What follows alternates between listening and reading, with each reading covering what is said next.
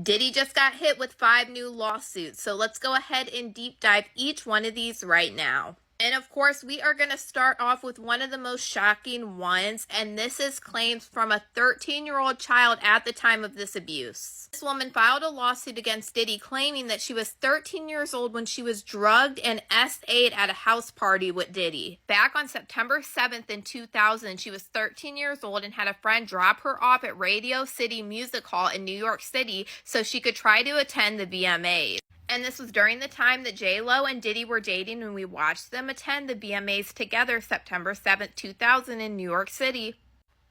This woman claimed that the event started and then everybody started to make their way inside, and she didn't have a ticket, so she remained outside, and she was determined to get into an after party. So she approached several limousine drivers attempting to get into the VMAs. One of the limousine drivers that she approached told her that Diddy was looking for younger girls and this girl would fit what Diddy was looking for, but he was unable to get her into the award show, but he invited her to an after party. This woman claimed that the driver told her to return at 9:30 to 10 p.m., promising to take her to the after party, and later that evening she did return ready to go to this after party. She then would arrive about 20 minutes later at a big white house with a gated U-shaped driveway. Once inside, 2 men asked her to sign a non-closure agreement informing her that she could not discuss what happened at the party, and she gave them her name and signed the form, but she did not receive a copy. She got into the home. She saw a lot of celebrities, widespread drug use, waitresses carrying trays of drinks, and loud music playing throughout the house, and then she was offered a drink. She claimed that just after one drink, she began to get woozy and lightheaded and needed to lay down. So she was looking for a place to rest when she entered what she believed to be an empty bedroom so she could lay down, and she didn't lock the door. This woman also included a photograph of an example of what Diddy allegedly would use to insert GHB into alcoholic drinks. Claimed that after she laid down, Diddy, along with a male and a female celebrity, entered the room, and Diddy aggressively approached her with a crazy look in his eye and grabbed her and said, "Are you ready to party?" She claims that Diddy threw her to this other male celebrity that was in the room, and this celebrity began to remove her clothing. This celebrity would hold her down and SA her while Diddy and the female celebrity watched. And then after this celebrity finished,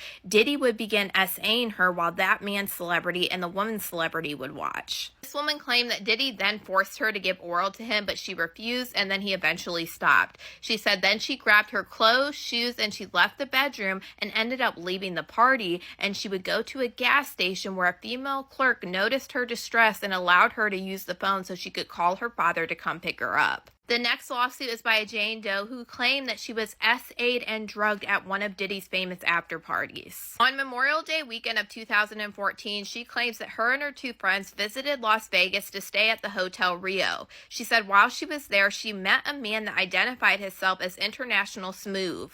Smooth would invite her to this party and said that her friends were not invited because this was an exclusive celebrity party. Claimed that she looked this man up on Instagram and figured out that he was the promoter for Diddy's parties. She said when she arrived at this party, she met many celebrities, including Mary J. Blige, Lil' Kim, and Nicki Minaj, and she saw more that she didn't meet, but she took pictures and videos with many of these celebrities and posted them to her private Instagram page. This woman then claimed that she was introduced to Diddy, who greeted her and said that he hoped she had a great time at the party, and then eventually the party died down at Club Rehab, and she was invited by Smooth to an after party at Diddy's suite at Planet Hollywood Hotel. She said that once she got to the hotel, she talked to Diddy again, and he told her to help herself to the open bar, and she took photos of Diddy at this hotel room.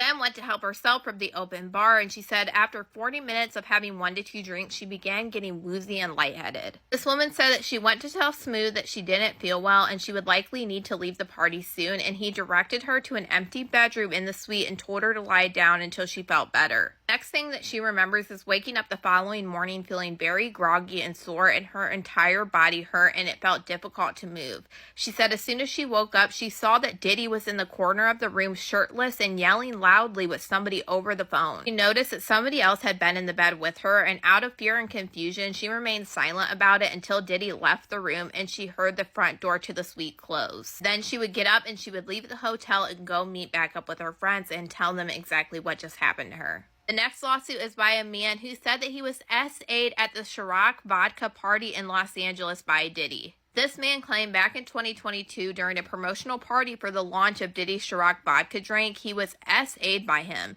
He said that he is a businessman and an owner of a family business specializing in renting luxury cars and jewelry, and he has known Diddy throughout previous years. He claimed that Diddy and him had a business relationship for many years, and Diddy would often rent vehicles and jewelry from himself.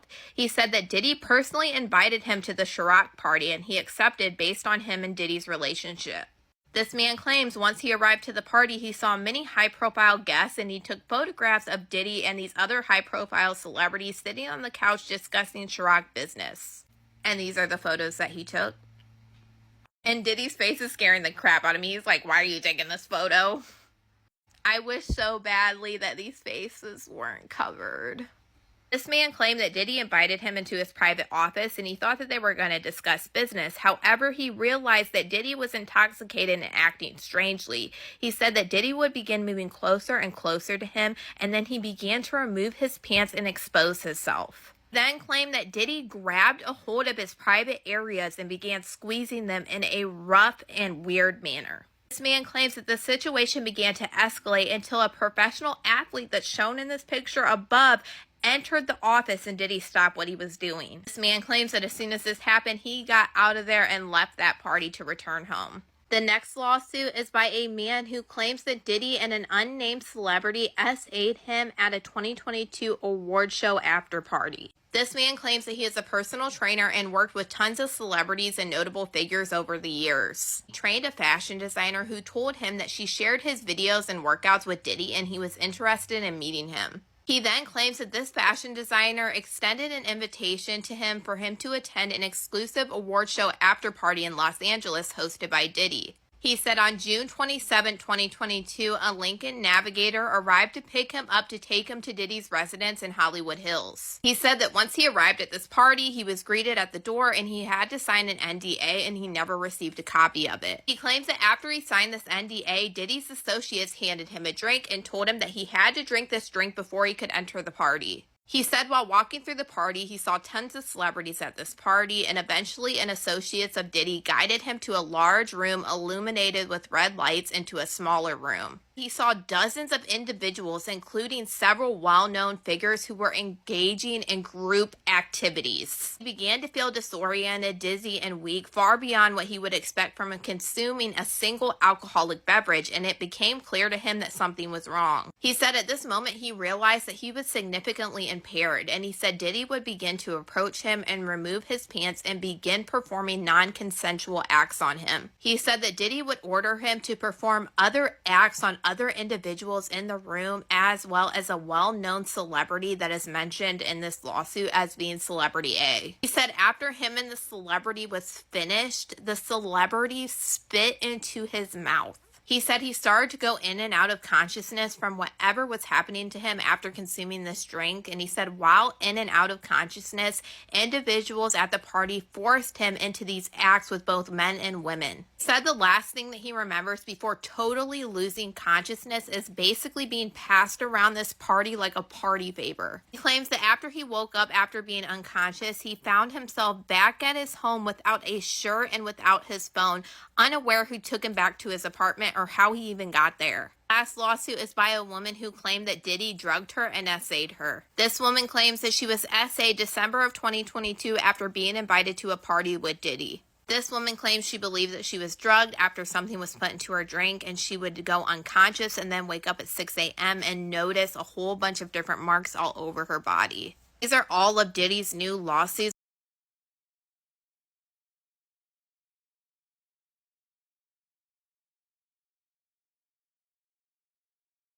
Diddy's case is bigger than just Diddy. Mike Jeffries, the former CEO of Abercrombie and Fitch, getting charged with trafficking really connects all of these dots.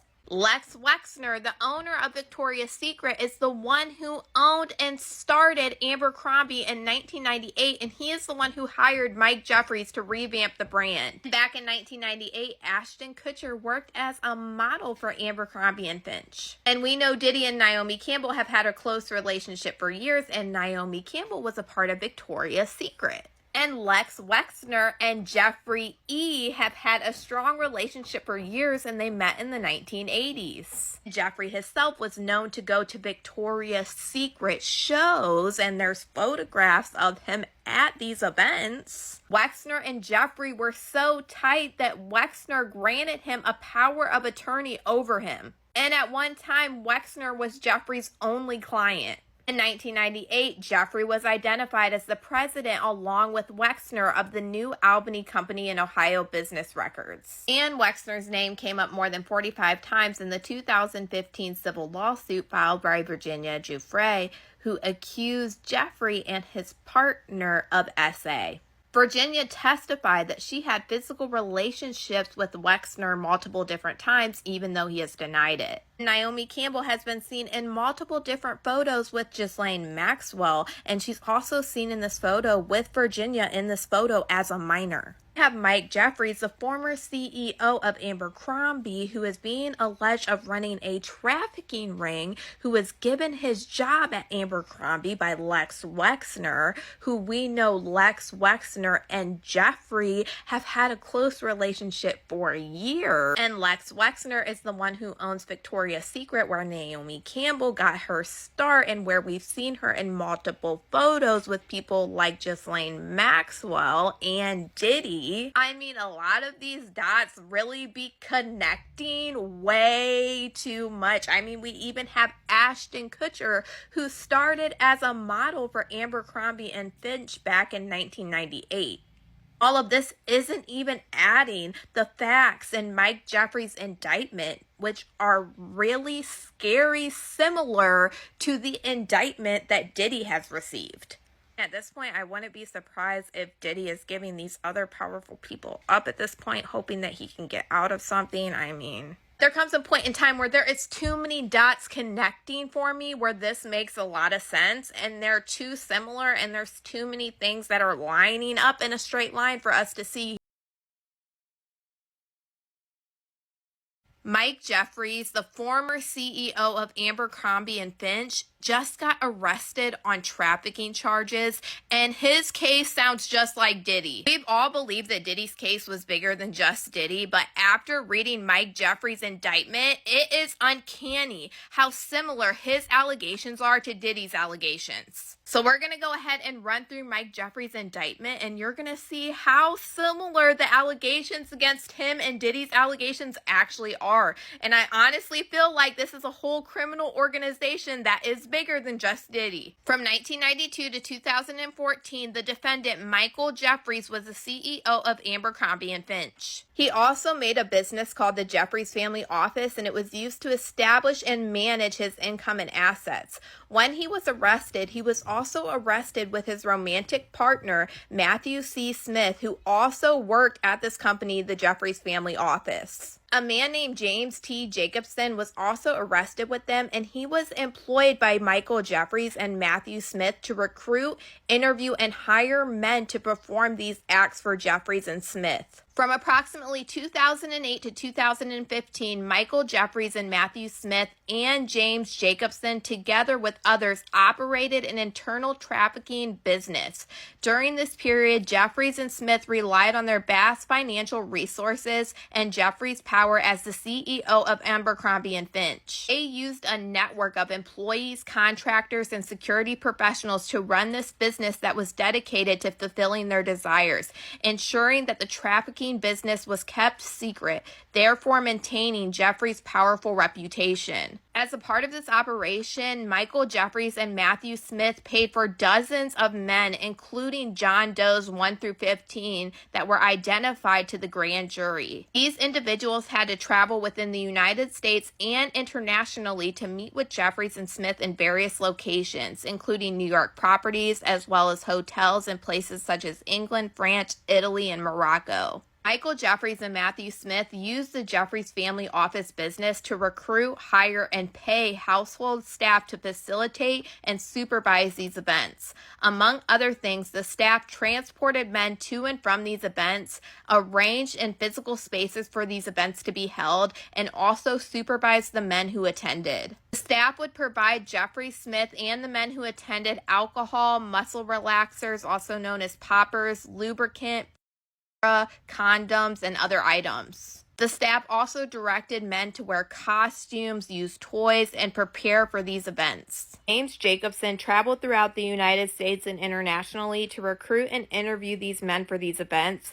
During these tryouts of potential candidates, Jacobson typically required the candidates to first engage in these acts with him. Michael Jeffries, Matthew Smith, and James Jacobson, and others acting at their discretion, employed fraudulent and deceptive tactics in connection with recruitment, hiring, transportation, obtaining, maintaining, solicitation, and payment of these men to engage in these acts. They caused these men to believe that attending these events could give them modeling opportunities within Abercrombie and often benefit their careers, or others felt like it would harm their careers that they already had in the modeling industry if they denied going to these events. They would hide the nature of these events from the men that were selected to attend by incorporating Abercrombie products and also providing the men with itineraries that were often sent to models for a photo shoot. During these events, they would make these men give up their personal items like clothing, wallets, cell phones, and store them in inaccessible locations. They also required these men to sign non-disclosure agreements, which prohibited the disclosure of information about these events. They intentionally recruited men that were unwilling to engage in these acts and pressured them to drink alcohol and take muscle relaxers known as poppers during these events. They required the presence of their staff during these activities to ensure that the men attending these events did not leave these events until Jeffries and Smith decided that they were over. They would personally inject these men with a prescription-grade substance for the purpose of causing the men to engage in these acts whether they were physically incapable or unwilling. So this is the whole indictment of Michael Jeffries, the former CEO of Abercrombie and Fitch, and it is sounding a lot like Diddy's accusations against him as well. But y'all let me know what you guys think about all this in the comments.